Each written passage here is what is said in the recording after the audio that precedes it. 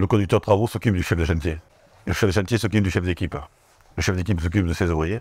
Chacun a sa place pour que ça avance, quoi.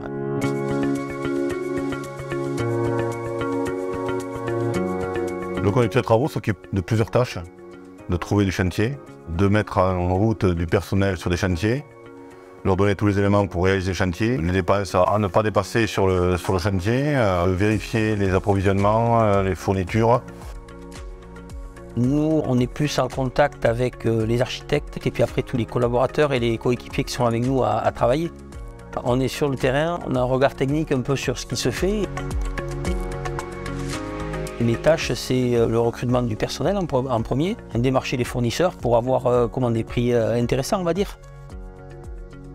Quand on a un chantier on a attribué à un chantier, on est notifié.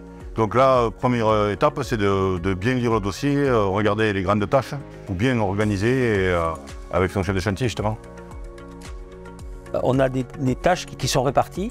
On va commencer par piquer les enduits, après refaire les enduits, après on travaillera sur les sols. On essaie d'être au plus juste pour que ce soit viable pour l'entreprise, sinon ça ne pourrait pas fonctionner. Donc la vie du chantier va se mettre en route et il y a les petites tâches qui vont se greffer sur les grosses. On fait un planning, on s'aménage là-dessus, mais c'est très facile après. Mais les grosses tâches, c'est les plus importantes qu'il faut bien organiser dès le début. Alors le conducteur de travaux, outre l'aspect technique, il y a le gros aspect financier. Toutes les dépenses qui sont réalisées par rapport au chantier, le suivi des clients, le suivi des paiements, c'est une charge très importante. Je suis resté pendant longtemps dans des entreprises qui ne faisaient que ça, quoi, et j'ai été formé, comme on dit, sur le tas. C'est mieux quand on connaît le vocabulaire du chantier, surtout en taille de pierre, parce qu'il y a des mots très compliqués, quoi. Il y a 30 ans que je suis rentré à l'entreprise en tant que manœuvre. Moi, je suis arrivé à une époque où il était possible de gravir les échelons par envie et par passion du métier. Aujourd'hui, il est vraiment possible aussi de suivre un parcours en partant de rien et en remontant. Il faut beaucoup de volonté, d'envie et de passion. C'est le maître mot, il n'y a pas d'autre chose.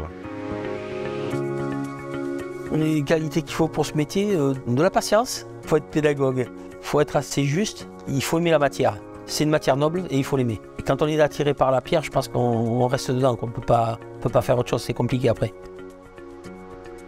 Il ne faut pas se mentir, hein, c'est pas un métier facile.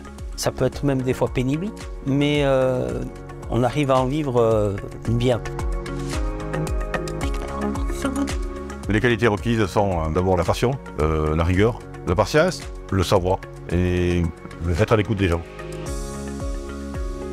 Ce qui me plaît dans mon métier, c'est de pouvoir travailler sur des édifices qui durent dans le temps, de laisser une trace, d'avoir cette chance-là, de pouvoir travailler sur des édifices qui restent.